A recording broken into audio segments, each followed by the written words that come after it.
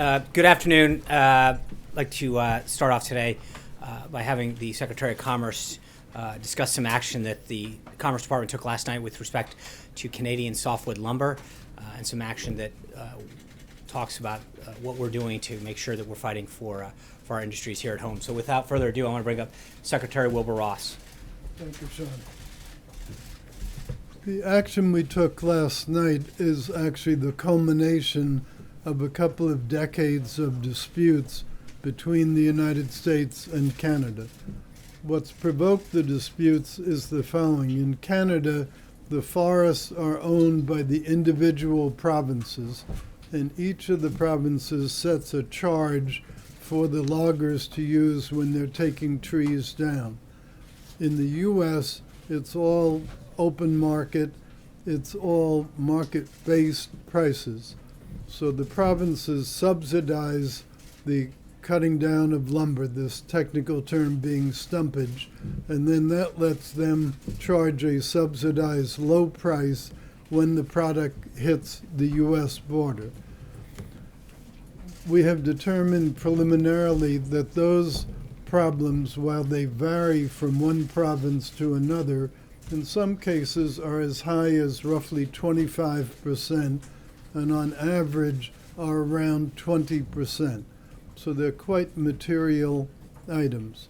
So what we did, the preliminary decision that was put out yesterday imposes those countervailing duties on softwood lumber from Canada. Those duties will be collected starting today, and they will be collected on a retroactive basis going back 90 days, because it was 90 days ago that the Canadians were put on notice about this being an inappropriate process. What it amounts to is the following. There is roughly $15 billion worth of softwood lumber used in houses in this country, and about 31.5% of that comes from the Canadians. So that's roughly $5 billion a year. 20% tariff on that is essentially $1 billion a year. And the retrospective 90-day feature adds another $250 million to that on a one-time basis. Softwood lumber, as I say, is fundamentally used in single-family houses. We do not think that the price of lumber will go up by anything like the 20%, but there may be some small increase in the price of lumber for the house. So will housing prices be increased in the United States due to that action? Not necessarily, because you're talking such a small amount, and the biggest part of most home prices in any event is the land value, not the lumber value. Lumber is a pretty small percentage of the total cost of a house. Mr. Secretary, what provoked this? As you mentioned, this has been a long-running dispute, subject of conversations between the U.S. and Canadian government, the Bush administration and the Obama administration.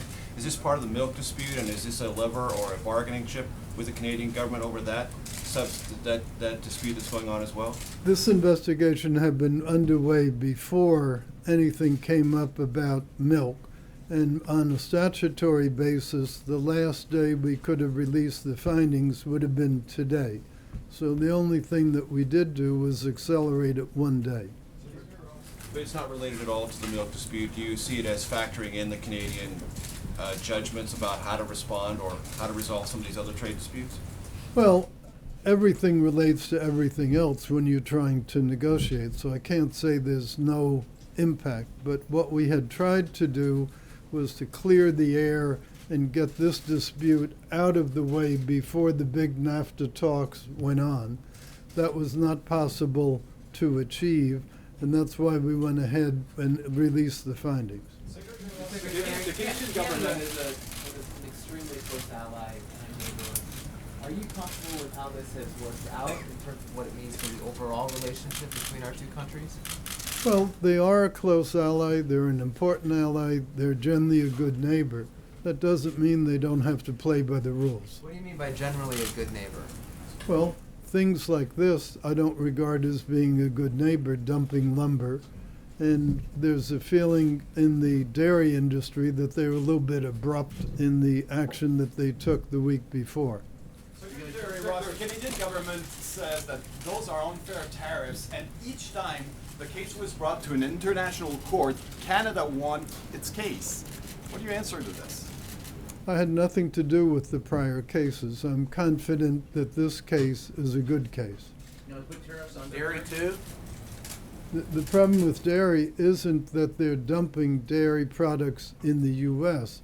The problem is the reverse. They're prohibiting U.S. dairy producers from selling their products in Canada, and as a practical matter, and we're looking into whether there are measures we can do to try to correct that. Mr. Secretary, have you heard from anybody in the Canadian government, or has the Prime Minister reached out to President Trump to try to convince you to change your policy or change the approach or work with you in any way? Well, I haven't heard of anybody trying to ask us to change the approach. You've seen the public statements that the Canadians put out. As far as I know, that is their position. Mr. Secretary, I'm curious whether this softwood lumber dispute or the milk dispute points to the need to revisit, to renegotiate NAFTA sooner rather than later. Well, I think it does, because think about it, if NAFTA were functioning properly, you wouldn't be having these kinds of very prickly, very unfortunate developments back to back.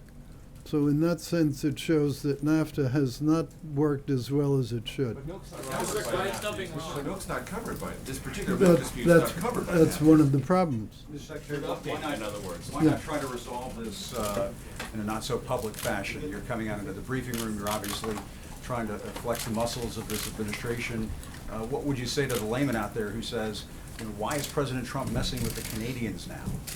It's not a question of President Trump messing with the Canadians. We believe the Canadians violated legitimate practice, and to the degree we're correct in that, it should be corrected, just like steel dumping from China or any other trade infraction. You're trying to make a point, publicly.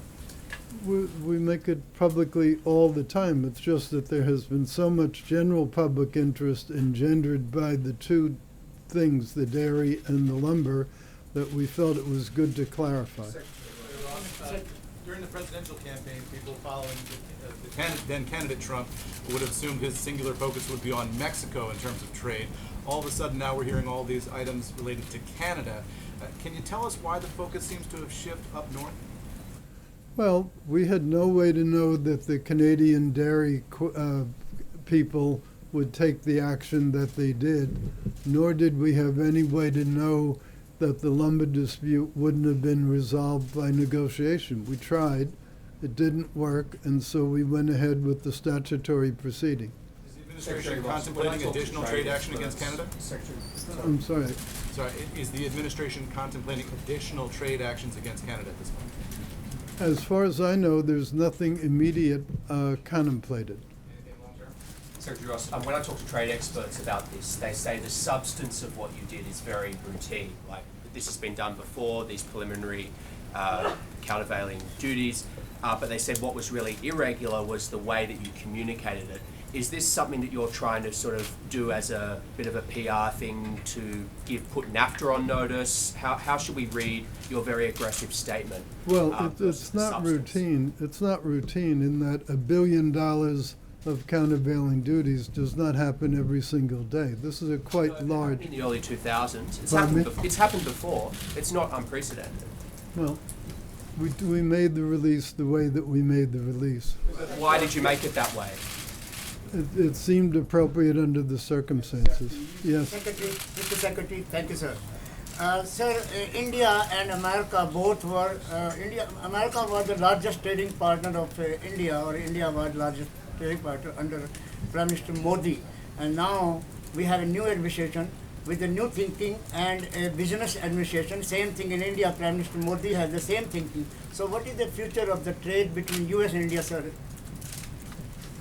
Well, U.S. does not have a free trade agreement with India at this point, So the trade relations between U.S. and India are governed by the WTO rules. There's nothing in the actions we've taken that changes that.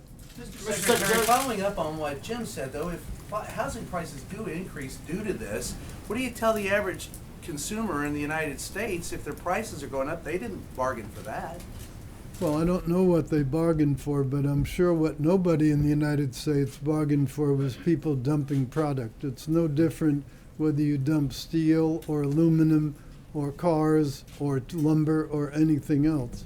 Nobody has. There's a use the term countervailing duty and anti-dumping interchangeably. They're two different things. Which is it, dumping or This is countervailing duties? countervailing duties. Mr. Secretary, do you have a specific timeline for when the president is going to announce his intention to renegotiate NAFTA, and could this move actually complicate his efforts to get a good deal?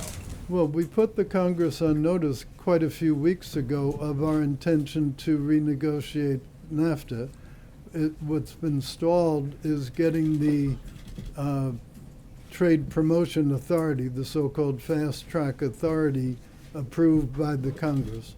Now, with Bob Lighthizer having been confirmed out of the committee today and hopefully coming to the Senate for a full vote very shortly, that should cure one of the objections that some of the senators had.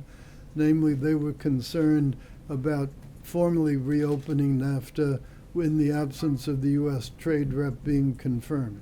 Now, the catch-22 to that was they were also slow-walking the confirmation, so it was a little bit of a circular thing. But in any event, that appears to be in the process of being corrected. But could this move complicate your efforts to get a good deal?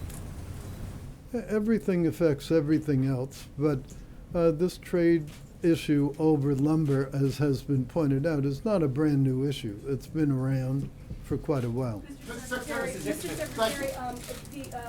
the meeting, the next upcoming meeting of the G7 is about a month away, and the U.S. is in the middle of negotiations with, or talks with China about how to address North Korea. Are you comfortable that the North Korea calculus has not hamstrung your ability to be as direct with China on matters like this? And is the action with Canada meant also to signal to our other Western economic allies and partners that if they mess with the U.S., they could face something like this? Well, as to Canada, as you know, at the Mar-a-Lago meetings, we agreed on a kind of 100-day program, and we're going back and forth with the Chinese over that 100-day program. So we shall see what comes from that. As to the action with lumber, or for that matter with dairy with Canada, it really has no bearing on the Chinese relationship at all. Thank you. It seems to me that the object of the 25% tariff on soft lumber coming out of Canada is not to raise wood prices, it's to save and create American forestry jobs and loggers who are losing their jobs right now as a result of the dumping. Has the administration done a study? Do you know how many American jobs are going to be saved by this tariff? Well, it's quite a lot of board feet of lumber. Lumber sells for about 38 cents per foot. So if you take all these large amounts, there are about 47 billion board feet of lumber consumed in the U.S. market in a given year. And part of the reason I don't see that there'll be a huge price differential coming in is this only affects 31.5% of that output. The competition among the American producers remains the same. So this is not like suddenly house prices are going to go up 10 or 15%. That's silly. But how many jobs will be created? How many jobs will be created? Pardon me? How many new jobs will be created or jobs will be saved as a result of stopping the dumping? Well, That's the nature of my I don't question. have an exact total, but I can tell you it's in quite a few states along the northern perimeter, going all the way down into Louisiana. So this affects quite a number of people and quite a number of businesses. Mr. Secretary, you're getting bipartisan support at the very least for your actions on softwood lumber. I expect that there'll be bipartisan support on whatever action you take on behalf of the dairy industry as well. I mean, you appear to be laying the groundwork here for your notification to Congress that you'd like to renegotiate NAFTA. Are we correct in reading it that way, that you're kind of paving the pathway here, or at least greasing the skids? Well, the president announced a couple of months ago that he wanted to renegotiate NAFTA, and as I say, it's been stalled in the Congress, because to do it effectively, you really need to use the Trade Promotion Authority. I think you're aware of the benefit that gives, which is when it comes to the floor for vote, it's an up or down vote. They can't amend the deal, so it makes it much more probable of getting a deal approved. That's the practical significance of So it. these very public actions that you're taking and being here in the briefing, is that sort of paving the way for promoting that authority? Well, we hope to get as soon as possible the Trade Promotion Authority granted. Only Congress can do that. And so we've been consulting with the staff. I've met, I don't know how many times, but quite a lot of times, both with Ways and Means and with the Senate Finance Committee. And we hope that with the Lighthizer confirmation, that will remove that impediment. Mr. Secretary, do you favor a free trade agreement with India for I'm sorry, I couldn't Do hear. you favor a free trade agreement with India? As you said earlier, it doesn't exist between the two countries right now. Do you favor a free trade agreement with India? Oh, any pending trade events with India? Is that the question? Free trade. I don't believe that there have been any serious discussions with India of late on the topic of a free trade agreement. But there's no inherent negative attitude on our part relating that. On Thursday, you're going to have an announcement on Thursday that you'll do something similar with aluminum that you did with steel last week in terms of initiating investigations into potential aluminum dumping into the country. Could you talk a little bit about that? Well, I think the right time to talk about executive orders is once they've been issued. Mr. Secretary, this is a high-profile action, even if there's a precedent for similar action in the past. Is there a risk that this could provoke retaliation on the part of the Canadians, and we could see a trade war between the United States and Canada? Well, I know that would be a stimulatory thing for all your readership, but we don't think that's going to happen. So this is isolated. This is dairy and softwood and. We think so, and we certainly hope so, and we look forward to constructive discussions with the Canadians as we get into NAFTA. You don't anticipate any retaliatory action on the part of Canada? It's totally Canada's decision what they'll do. I'm not aware of anything that we've violated, so I don't know what it is that they could do that would be a legitimate action. What if we passed the border adjustment tax? What if that were part of the tax reform package? Well, as I understand it, there'll be some word on the tax reform package from the people who are working on it, so it would be better to address that question to them. While we have you, Mr. Secretary, what about this notion of 3% GDP growth? Is that a fair assessment? Is that something that is realistic? Do you believe it's realistic? Well, I would hope that the growth could, over time, get to be better than that. President Obama is the only president in many that didn't have at least 1 year of 3% growth. And with all the initiatives that we're doing, the regulatory reform, the trade reform, the tax reform, hopefully, and unleashing energy, there's no reason we shouldn't be able at least to hit that, if not beat it. Mr. Secretary, you mentioned cars. Who is dumping cars to the United States? Which No, I just use that as a figure of speech. Secretary, who is dumping cars to the United States? Which country? I said it was a figure of speech. Mr. Secretary, what happened between the press conference with Prime Minister Trudeau and the President said he would only be tweaking the relationship and this decision on softwood lumber? What changed? Well, first of all, this was not a presidential decision to do the softwood lumber. This was a decision that arose from a trade case that was underway. So it was a normal decision. So I don't think it has anything to do with the personal relationship between Mr. Trudeau and the President. Mr. Secretary, finally, personally, if you or the president have any faith and trust in WTO. Well, WTO is a whole different subject matter. We do have some questions and some concerns about it. There will be a WTO meeting coming up in the next several weeks, and what will come out of that will come out of that. Mr. Secretary, thank you. In your view, should the U.S. stay in the Paris Climate Agreement or withdraw from it? Well, now you're really getting outside my area. You're a participant in those discussions, if I'm not.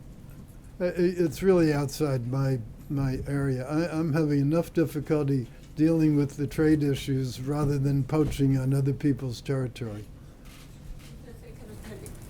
Yes, ma'am. Are you concerned about the renegotiations of FTA with South Korea? Well, the 5th anniversary of the South Korean arrangement, the so-called chorus, comes up, I believe, on May 4th or May 5th, something like that. So that would be a logical time to think through whether there was something to be done or not. Do you think softwood lumber might get Michael Flynn's name off the front pages? Is Michael Flynn now a trade issue? I wasn't aware that he Thank you, Mr. Secretary. Mr. Secretary, here's one more way out of the box for you. Oh, well, thank you for if in that. fact the next president is elected as Marine Le Pen in France, who is not at all for the continuing in the EU, how would that affect the relationship with France and the EU? That's such a hypothetical question that I find it very difficult to answer. Macron? Well, I think let's wait for the French runoff election. Let's see who's elected. Let's see what actions they take, and then we'll be in a position to make a reasoned response to the question. Thank you, Mr. Secretary. How many times? You're always welcome. How many times? That doesn't make me feel too good. They said come back anytime. You're always welcome. He is always welcome. I'm glad you're out of questions because I'm out of answers. Now the Secretary is exhausted, you all. So up on the screens, I know we had a little bit of discussion about this yesterday. This is the landing page for the content of the website that we launched late last night on the President's busy first 100 days. I know that many of you have noted the robust pace that the President has kept during these first 100 days. So it's just a glimpse of some of the action that he's taken and some of the key priorities that he made to the American people. Despite the historic obstruction by Senate Democrats, he's worked with Congress to pass more legislation in his first 100 days than any president since Truman. And these bills deliver on some of his most significant promises to the American people. He signed an historic 13 congressional review acts to clear unnecessary regulations and keep government out of the way of the American people. He's extended the Veterans Choice Program, giving our nation's heroes the peace of mind they deserve, while this administration continues to work with Congress to enact comprehensive reform and modernization at the VA. He's refocused NASA's mission to dream big for American space exploration again, and promoted programs dedicated to encouraging women to pursue careers in STEM fields. All told, he has signed 28 pieces of legislation. And it's not just through legislation that the President has made serious progress on his top priorities. The President promised to enforce our nation's borders. His Attorney General, Homeland Security, and their staffs have been working around the clock to fulfill that promise. He has directed a halt of federal funding to jurisdictions that do not comply with federal immigration laws.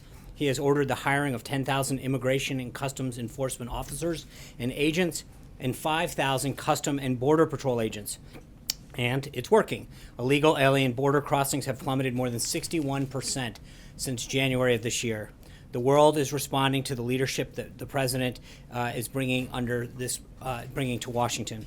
In all, during his first 100 days, the President has made 68 calls with 38 different world leaders and hosted a total of 16 bilateral meetings. The President has rebuilt America's standing in the world, and these meetings and calls have led to real action.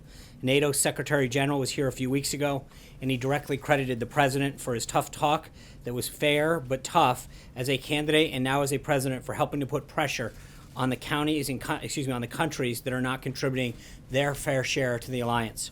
Just last week, Aya Higazi finally came home after the president personally addressed her situation with President al-Sisi. And China continues to take positive steps both at the UN and in other arenas to help us combat the threat posed by North Korea. The president has also turned his words into action here at home. For too many years, the hardworking men and women of this country were poorly served and with a government that wasn't working for them but itself in special interests. As the president said during his inaugural speech, those forgotten men and women are not going to be forgotten by a Trump administration. From the moment he took office, the president has been taking action and putting America back to work by putting the people back into the government, unleashing the American economy by slashing overly burdensome and unnecessary federal regulations, welcoming union representatives, top business leaders, and small business owners into the White House to personally hear directly from them about the policies that prevent them from creating and maintaining well-paying jobs. He's reinvigorating our domestic energy sector, reviving private infrastructure investment that helps us become more energy independent. And today, he's signing an executive order setting up a task force that will produce a 180-day review of the regulations, policy, and legislation that unnecessarily hinders economic growth in the agriculture sector. That task force will be led by our newly sworn-in Secretary of Agriculture, former Governor Sonny Perdue. Secretary Perdue, who was sworn in earlier this morning, along with many other cabinet members, will be traveling outside Washington this entire week to share these tremendous achievements with the American people. Small Business Administrator Linda McMahon is in Orlando for multiple events, including a roundtable with Hispanic small business owners. Tomorrow, Secretary Carson will be in Columbus, Ohio, for the fourth stop of his listening tour, where he'll speak to the Ohio Housing Council and meet with local leaders and residents of public housing developments. And Secretary Perdue is getting right to work, traveling to Kansas City, Missouri, Thursday and Friday to visit agricultural facilities and meet with Governor Greitens. The President and his extraordinary qualified cabinet have made incredible progress in just these first 100 days. But this is just the beginning. We look forward to even more prosperity as consumer and CEO confidence continues to rise in the wake of these pro-growth policies. An even safer world from destroying ISIS and other forms of radical Islamic terrorism that threaten our entire globe to keeping our smallest communities safe for American families. And a government that serves the people, not the special interests or personal political alliances.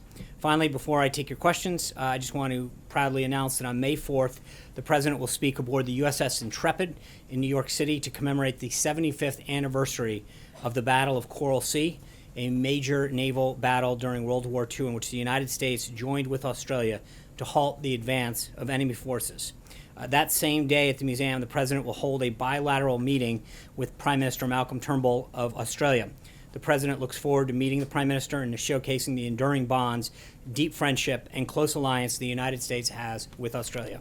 And with that, let's go. John Roberts. Sean, does the White House believe that Lieutenant General Michael Flynn broke any laws in filling out his standard Form 86 disclosure? And furthermore, why is the White House apparently stonewalling the Committee on Oversight and Government Reform on its request for some of the documents that should be in the White House's possession on Mr. Flynn? I will correct you on that.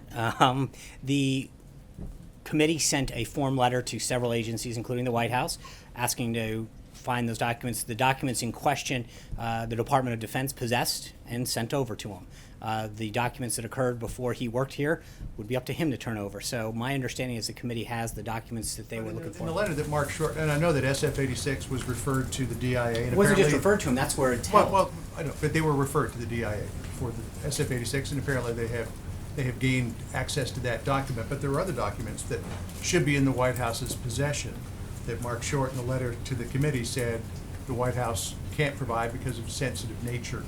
Also said that there were no documents that were available prior to the 20th. Right.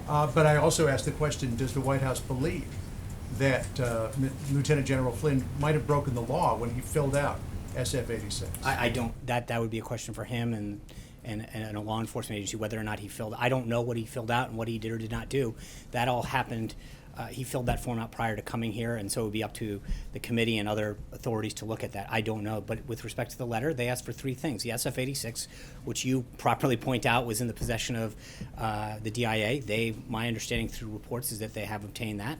Then they asked for documents prior to January 20th. As you know through the Constitution, we didn't assume the White House until January 20th at noon, so we don't have the documents prior to assuming the White House.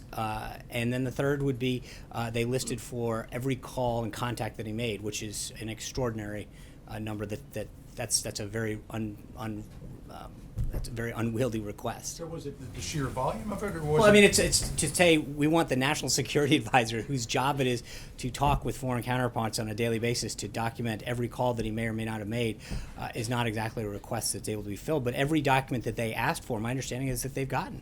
Sean, is it your position that during the transition, the Trump transition has no custodial possession of any of these documents? Well, I would again, that, but that's that Flynn filled out as part of the process to become the president's national security advisor.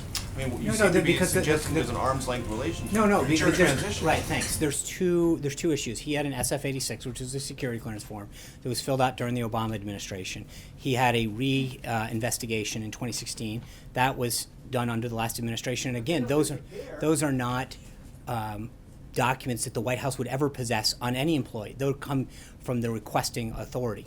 Okay, so And so in that case, again, remember they sent out a form letter to I think 5 or 6 agencies requesting the same documents.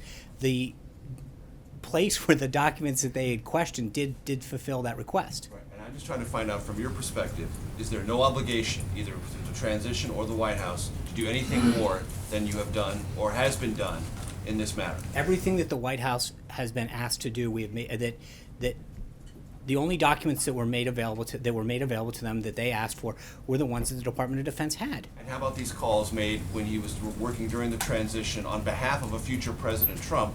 Aren't those things that you should have some either responsibility or obligation to provide if you can? Well, I think again, it's a question is if you can. When you ask for every call, no, but I think that's a pretty. There is, I mean, that to ask for every call or contact that a national security advisor made is pretty outlandish, if you will. To say that we want to have a list of everything that there is no. But theoretically, but again, those question, calls were made on behalf of the Trump transition, were they not? When? When he was in the, I mean, this. Look, this Major, period of time- he did not. this We period of started time this that the administration on committees January requested. 20th. All the information that they're talking about occurred prior to him being at the White House. Right, but So working for the transition, and okay, I'm just then- saying, is there then- any then obligation asking you the- have? Not at the White House. Everything that is being questioned occurred prior to January 20th. But you actually were the delivery of those documents? But you're acting as if you had no custodial or Right, ethical but the responsibility of your own transition. That's all I'm trying No, to no, get at. and I guess the question is that what He was not making calls as a private citizen. He was making it as a future national security advisor. I understand that, and right now to ask the White House to produce documents that were not in the possession of the White House is ridiculous. So I got John. Thanks a lot, Sean. A few weeks ago, when General Flynn's attorney wrote to the Senate Intelligence Committee suggesting some sort of immunity deal for General Flynn, I asked you a question about whether the White House would be invoking executive privilege. And your response at that time was no, we have no problem with General Flynn testifying. He's free to do so. We won't be invoking any type of privilege. Does that also apply to any documents that the White House may have relating to General Flynn, his service, his short service as the National Security Advisor to the President, and the time in which he served in the transition period as an advisor to the President-elect? I think, look, when you ask, I know that when Chaffetz was asked that whether or not what he is looking into had anything to do with the White House, my understanding is he was very clear that that had to do with his time prior to that. So talking about what his role is at the White House seems not germane to any of the questions that are being asked. What about prior to his service at the White House? Well, that, again, would have to go to General Flynn. There's nothing that is being asked for with respect to his service here at the White House. The documents that Major was referring to rest within the Department of Defense. My understanding is that they were provided. And the overall issue of privilege, would you be invoking We're not. privilege? I'm not at this time to answer that question. I don't know the answer. There's nothing that would that I'm responding to on that particular matter. Trey.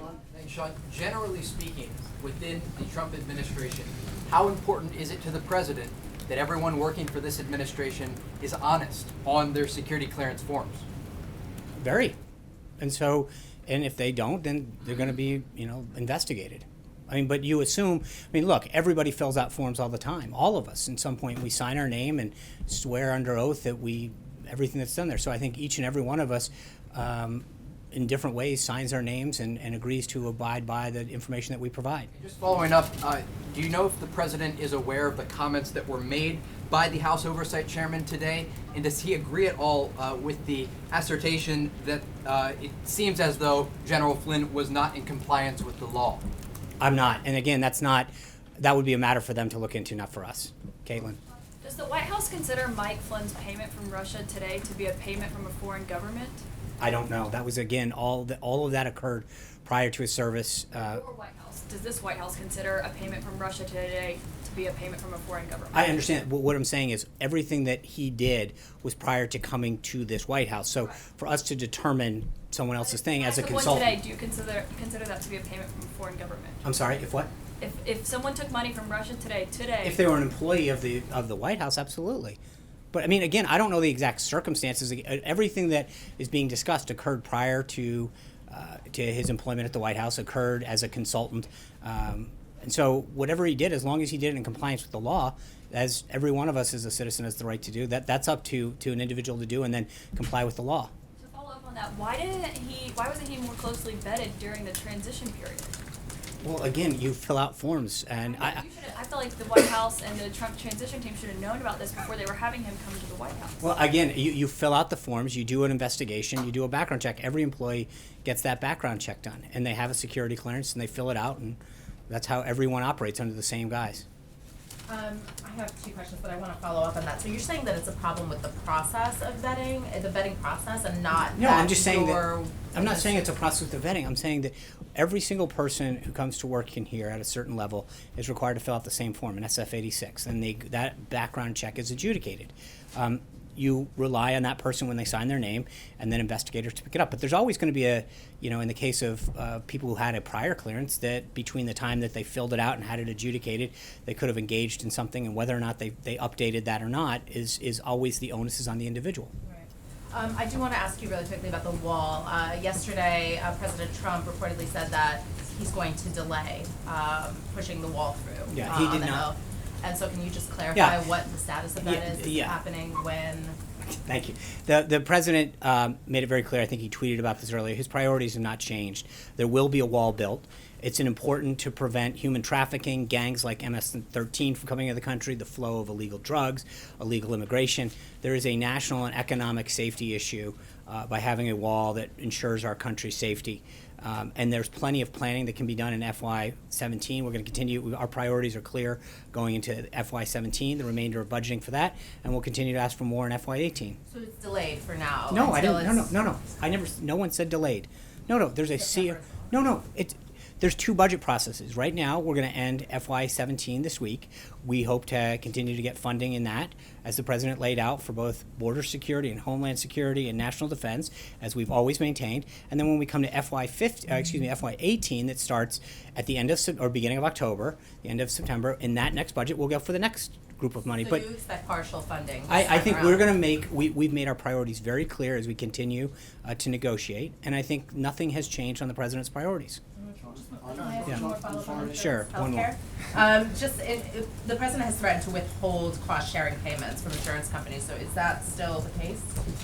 He hasn't. I think we've made it very clear that we want to repeal and replace Obamacare, and I think we continue to see there's a prop up right now, and that's why we need to act as soon as possible to get an insurance plan in place, a new insurance plan system in place that will protect people's insurance and not have these skyrocketing costs. But we have an artificially propped up insurance system right now because of these payments, and I think that we've got to make sure that we do everything we can as quick as we can to put a system in place that will solve that. Jonathan. So just to follow up on the two big topics, the wall and on Flynn. First, on the wall, just want to be clear.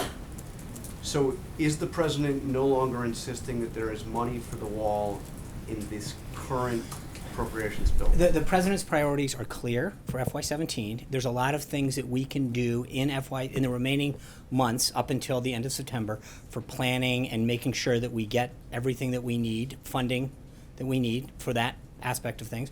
And then as we go into FY18, we'll continue to ask for more. I don't think anything's changed. So the president is not insisting that he has money for actual construction of the wall? Look, in this I'm not gonna current get, bill? we're still in discussions with the House and Senate leadership, but I think the president's been very clear that he wants a wall.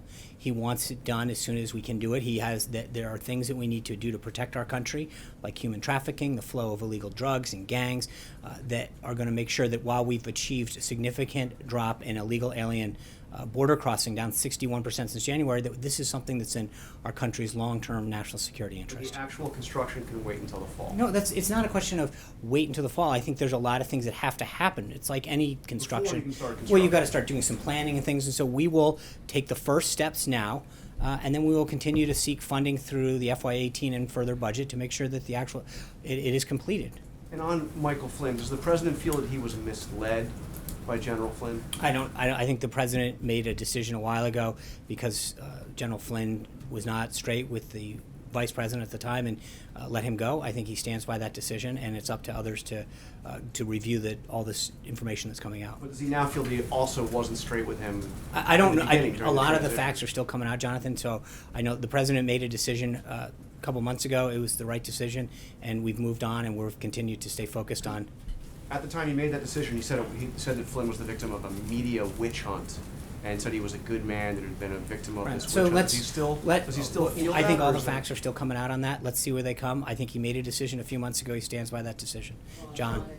Thank you, Sean. 2 questions. Last night the president said, and some have reported it, some pretty sensational charges about the Iran treaty. We know he's called it the worst agreement in history and the worst he ever saw himself. But he also said that at the time of the treaty, the government in Iran was on the verge of collapsing. And that is something I don't believe that has ever been reported before. He also said that the unfrozen assets, the billions, they're not used to fund terrorists, but they were in Swiss bank accounts. Is this based on intelligence reports he's received or other information? I'm not going to get into what the president knows, but there's a reason that we are undergoing an interagency process right now to look at the deal. Yeah, Jessica. I had a second question. Oh, sure. Okay. On General Flynn, anyone who is at his level and some levels below undergoes an investigation by the FBI with a final report. Was the president ever given a final security report by the FBI on General Flynn? I don't know how. He was the head of DI of the Department of the Defense Intelligence Agency. He had an existing clearance. Jessica. So on North Korea, Sean, if you could just talk a little bit more about the overall efforts that the administration is making. We note the United Nations meetings yesterday. Now you've got an up-and-coming meeting with Congress. Are you, as an administration, trying to get a coalition together to build a stronger diplomatic case around actions against Pyongyang? Yeah, well, I think you saw Ambassador Haley yesterday in the discussion that the other ambassadors who visited the White House engaged in a very robust discussion with respect to North Korea, both as a group and then with the president. So obviously, the more that we can solve this diplomatically and continue to apply pressure on China and other countries to use the political and economic tools that they have to achieve a goal in stabilization in the region, but also to tamp down the threat that North Korea faces, I think that is something that we all share. How would you characterize the administration's overall strategy on the DPRK? I think it's ongoing, and I think we've seen very positive signs with respect to a nation like China. I think the relationship the president built with President Xi down at Mar-a-Lago is definitely paying off dividends. And this president's relationships that he's building with heads of government is clearly reestablishing America's place in the world and getting results for the country. Kayla. Will you articulate that strategy on Wednesday when you have the meeting of the senators? I'm sorry? Will you be able to articulate that strategy and put a finer point on it for the senators? Just to be have clear, questions? that meeting is a Senate meeting led by Leader McConnell, just utilizing our space. So that is their meeting. So we're not there to talk strategy. They are going to be briefed by the. Can I answer the question? Major, you want to come on up? I'm just asking. I mean, I understand there are 4 brief. Hold on. as you presenting your strategy to the U.S. There Senate? are 4 briefers that are coming up to talk about the situation in North Korea. They will be briefed by, this is a Senate-led meeting that they are getting. Those 4 briefers will share to them the current situation in North Korea. Kayla. Strategy to be articulated, though? Huh? So the senator should not expect Well, to no, hear your obviously the strategy. Secretary of State and others are going to talk about our posture and the activities that we're undergoing, and Chairman Dunford will lay out some of the military actions and the way that they see the lay of the land. I mean, they're going to answer questions as they routinely do on a situation like this. Kayla.